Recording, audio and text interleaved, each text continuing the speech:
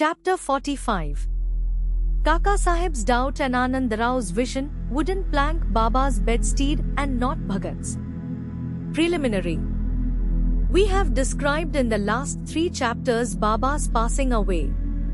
His physical or finite form has no doubt disappeared from our view, but the infinite or spiritual form, spirit of Baba, ever lives. The Leelas which occurred during his lifetime have been dwelt upon at great length up till now. Ever since his passing away, fresh Leelas have taken place and are even now happening. This clearly shows that Baba is ever living and helping his devotees as before. The people who got the contact of Baba when he was living were indeed very fortunate, but if any of them did not get a dispassion for the things and enjoyments of the world and had not their minds turned to the Lord, it was surely their ill luck. What was then wanted and is now wanted is the wholehearted devotion to Baba. All our senses, organs, and mind should cooperate in worshipping and serving Baba. It is no use in engaging some organs in the worship and deflecting others. If a thing like worship or meditation is to be done, it ought to be done with all our mind and soul. The love that a chaste woman bears to her husband is sometimes compared to that which a disciple bears to his master, Guru. Yet the former falls far short of the latter, which is incomparable. No one, whether he be father, mother, brother or any other relation, comes to our aid in attaining the goal of life, self-realization. We have to chalk out and traverse the path of self-realization ourselves. We have to discriminate between the unreal and the real, renounce the things and enjoyments of this world and the next, control our senses and mind, and aspire for liberation only. Instead of depending upon others, we should have full faith in ourselves. When we begin to practice discrimination, we come to know that the world is transient and unreal, and our passion for worldly things becomes less and less, and ultimately we get dispassion or non-attachment for them. Then we know that the Brahma, which is no other than our Guru, is the sole reality, and as it transcends and besets the seem-ing universe, we begin to worship it in all creatures. This is the unitive bhajan or worship. When we thus worship the Brahma or Guru wholeheartedly, we become one with him and attain self-realization.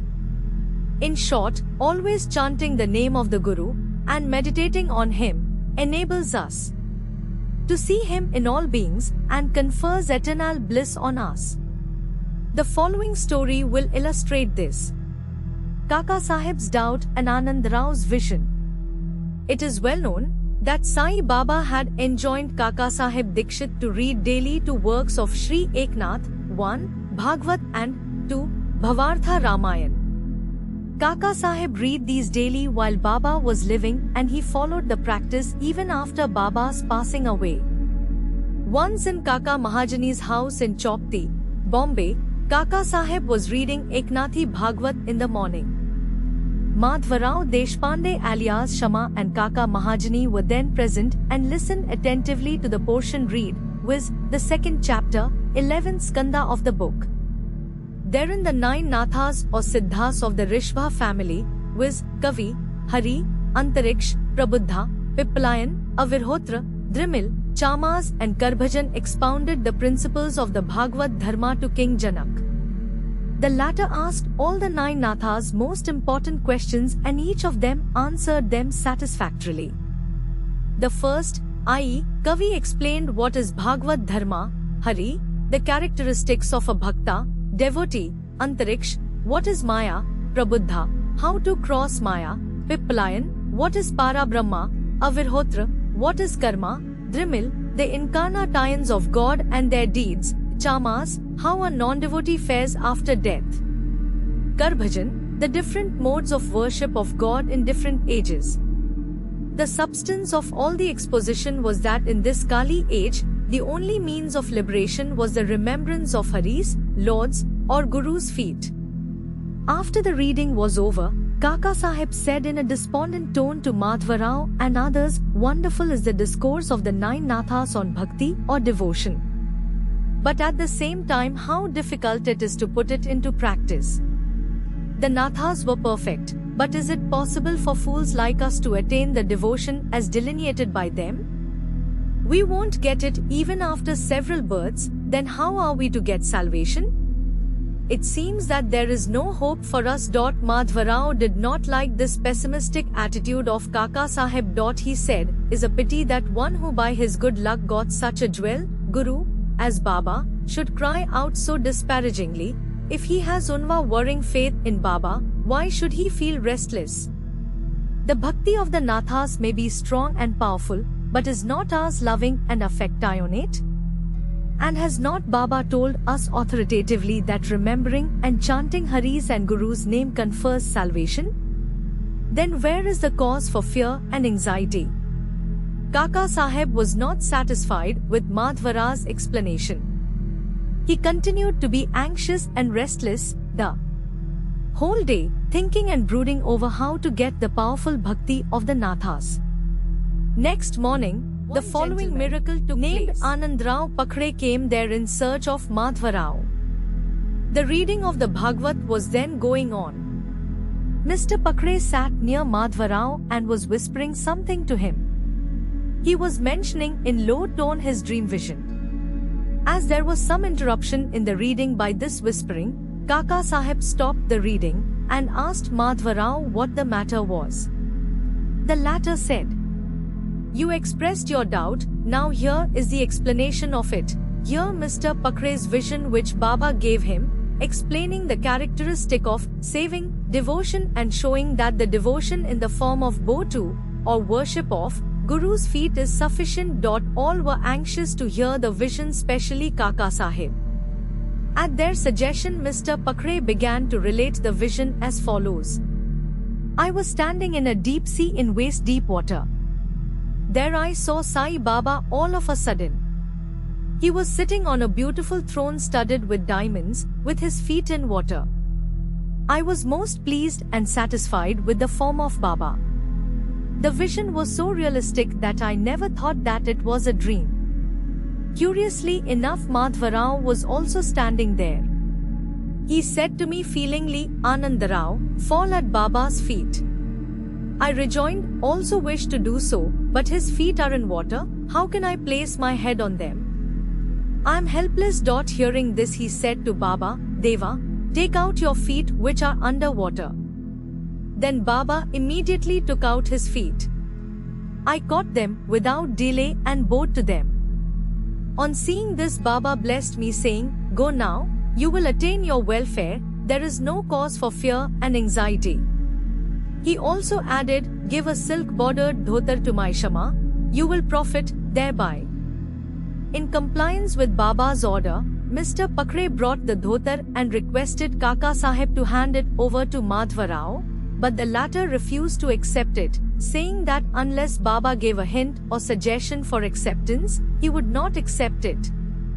Then after some discussion, Kaka Sahib decided to cast lots. It was the invariable practice of Kaka Sahib to cast lots in all dubious matters and to abide by the decisive as shown by the picked up chit or lot.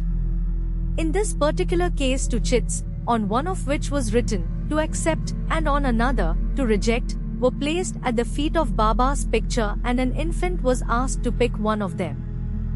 The to accept chit was picked up and the dhotar was handed over to, and accepted by, Madhvarao.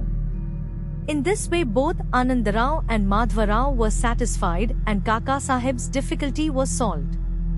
This story exhorts us to give respect to the words of other saints, but at the same time asks us to have full faith in our mother, i.e., the Guru, and abide by his instructions, for he knows our welfare better than any other person.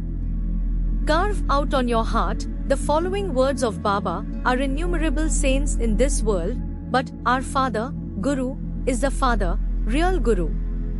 Others might say many good things, but we should never forget our Guru's words. In short, love your Guru wholeheartedly, surrender to him completely and prostrate yourselves before him reverentially, and then you will see that there is no sea of the mundane existence before you to cross, there is no darkness before the sun. Wooden plank Baba's bedstead, and not Bhagat's. In his earlier days, Baba slept on a wooden plank, 4 arms in length and only a span in breadth, with panatis, earthen lamps, burning at the 4 corners.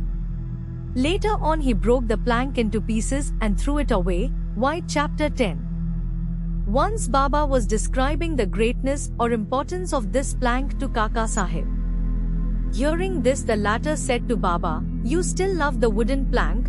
I will again suspend or hang up one in the masjid again for you to sleep at ease." Baba replied, "Won't like to sleep up, leaving Mahal Sapti down on the ground." Then Kaka Sahib said, "Will provide another plank for Mahal Sapti." Baba, "Can he sleep on the plank?" "It is not easy to sleep up on the plank. He who has many good qualities in him can do so. He who can sleep with his eyes wide open can effect that. When I go to sleep, I ask often Mahal Sapti to sit by my side, place his hand on my heart and watch the chanting of the Lord's name there, and if he finds me sleepy, wake me up.